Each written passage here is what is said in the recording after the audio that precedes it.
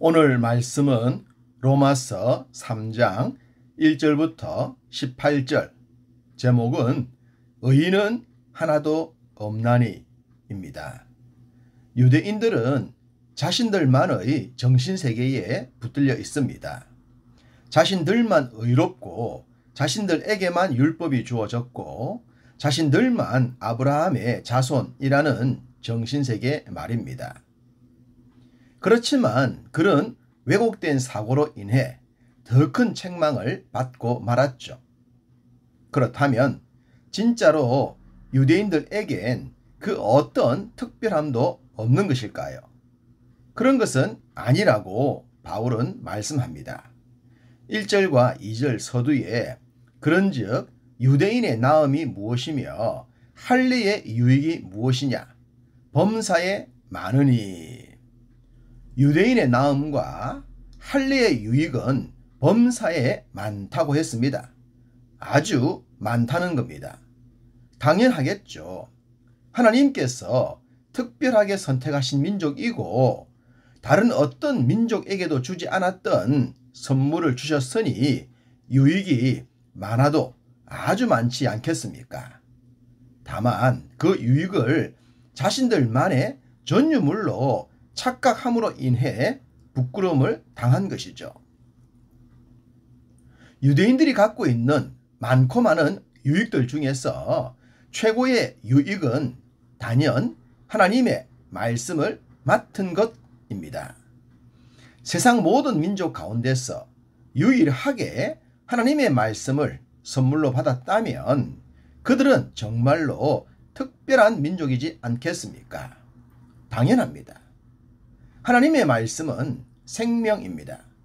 생명을 선물로 받았으니 얼마나 특별합니까? 그들은 받은 생명을 즐겨 써야 했으며 그 생명을 나눠 써야 했습니다. 그러라고 그들에게 먼저 준 것입니다.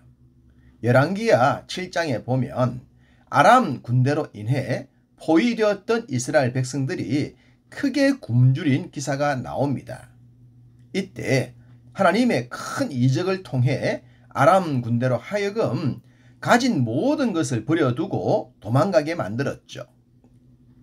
이때 굶주렸던 4명의 한센 병자가 이래도 저래도 죽으니 아람 군대에게 가서 동량을 받자고 했습니다. 그런데 가보니 아무도 없었죠. 그래서 아람 군대가 버리고 간 물건들 중에서 좋은 것들을 마음껏 취했던 것입니다. 그러다가 이들은 이런 생각을 합니다. 지금 성중엔 사람들이 굶어 죽어가고 있는데 우리만 이것을 즐기다간 나중에 큰 화를 당할 것이니 가서 알리자고 말입니다. 이런 것이 먼저 복된 소식을 아는 자의 자세인 것입니다. 유대인들이 생명의 말씀을 받았다면 죄와 죽음의 문제를 해결하지 못하는 백성들을 도와야 했습니다. 그렇지만 그들은 자신들만 누리고 있었던 것입니다. 거기에다 하나님의 말씀을 왜곡시키기까지 합니다. 자신들만 특권을 누리기 위해서 온갖 궤변을 갖다 붙이면서 그것이 마치 하나님의 말씀인 양 치부하고 말았죠. 이렇게 유대인들이 하나님의 말씀을 독점함으로 인해 많은 문제가 나타날 수밖에 없었습니다. 특별히 3절 어떤 자들이 믿지 아니하였으면 어찌하리요? 그 믿지 아니함이 하나님의 미쁘심을 패하겠느냐? 믿지 않는 자들은 하나님의 말씀을 모르니 자신들의 정욕대로 살지 않겠습니까? 그러면서 생명의 하나님을 부인하는 겁니다. 전해주는 자들이 없기 때문이겠죠. 들은 바가 없으니 의로우신 하나님도 없고 우리가 정욕대로 사는 것은 지극히 합당하다고 합리화를 시키는 것입니다. 아무리 복음이 전해지지 않더라도 하나님의 말씀을 믿지 않으면 심판을 당할 수밖에 없습니다. 이런 일이 생기지 않도록 하기 위해 선교와 전도를 하는 겁니다. 그렇지만 유대인들은 그러지 않았습니다. 지금도 전도를 하지 않죠. 자신들만 의롭다고 확신하기 때문입니다. 유대인들이 하나님의 말씀을 독점함으로 인해 이런 일도 생겨났습니다. 사람들이 죄를 범함으로 인해 하나님의 진노와 심판이 나타났기 때문에 자신들이 하나님의 법을 드러나게 했다는 겁니다.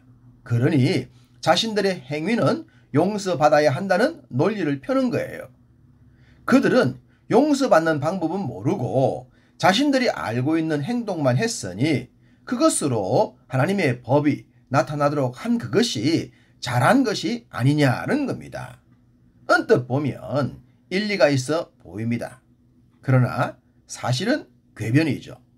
범죄한 후에 그것을 합리화시키는 나쁜 죄악입니다. 이런 현상들도 하나님의 법을 독점했던 유대인들 때문에 나타났습니다. 이러니 유대인들이 하나님께 할 말이 있겠습니까? 그렇지만 지금도 대다수의 유대인들은 자신들만의 세계에 붙들려 있습니다.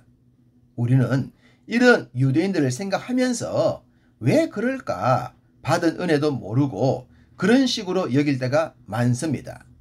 그런 우리들을 염려하여 바울은 이렇게 말씀합니다. 9절 그러면 어떠하냐? 우리는 나으냐? 결코 아니라 유대인이나 헬라인이나 다 죄 아래 있다고 우리가 이미 선언하였느니라. 우리도 예외일 수가 없다는 겁니다. 남 탓하지 말고 우리도 유대인들처럼 되지 않도록 조심하라는 겁니다. 의인은 없나니 하나도 없다는 말씀은 아주 유명한 말씀이지 않습니까? 믿는 자라면 대부분 알고 있는 말씀입니다. 바로 그 말씀에서 우리도 자유할 수 없다는 것을 보게 됩니다. 유대인들이 하나님의 말씀에 책임을 하지 않음으로 인해 이방인인 우리들이 복음을 받게 되었죠. 어부지리로 복을 받은 것입니다. 그런데 그것을 또 우리의 특권으로 착각하지 말라는 겁니다. 마치 큰 액수의 용서를 받은 사람이 작은 액수의 빚진 자를 용서하지 않은 것처럼 말입니다. 다 죄인이라는 사실을, 다 용서받은 자라는 사실을 잊지 말라는 겁니다. 그러므로 이 복음을 성실히 준수하며 전하며 살라는 것입니다. 받은 사랑 갚으면서 살라고 말입니다.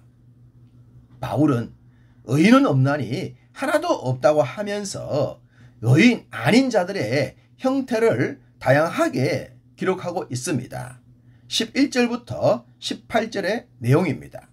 깨닫는 자도 없고 하나님을 찾는 자도 없고 다 치우쳐 함께 무익하게 되고 선을 행하는 자는 없나니 하나도 없도다. 그들의 목구멍은 열린 무덤이요 그 혀로는 속임을 일삼으며 그 입술에는 독사의 독이 있고 그 입에는 저주와 악독이 가득하고 그 발은 피 흘리는데 빠른지라. 파멸과 고생이 그 길에 있어 평강의 길을 알지 못하였고 그들의 눈앞에 하나님을 두려워함이 없느니라 라고 했습니다. 이런 행위는 자연인, 소위 하나님의 말씀을 알지 못하는 자들이 본능적으로 행하는 것입니다. 물론 그들에게 양심이 있지만 양심은 죄의 본능을 완벽하게 조절하지 못합니다. 그만큼 죄가 강력하죠. 자연인은 평강의 길을 알 수 없습니다. 하나님을 모르니 하나님을 두려워함도 없고 죽음과 심판의 길을 가는 것도 알지 못합니다. 사탄이 그런 계교를 사용하고 있기 때문입니다. 이런 죄악으로부터 벗어나려면 복음이 필요합니다. 그 역할을 교회와 성도들이 하고 있습니다. 다만 우리도 연약해서 문제가 되기도 하지만 그럼에도 불구하고 복음은 전해져야 합니다. 믿습니까? 그것이 먼저 믿은 우리의 역할입니다.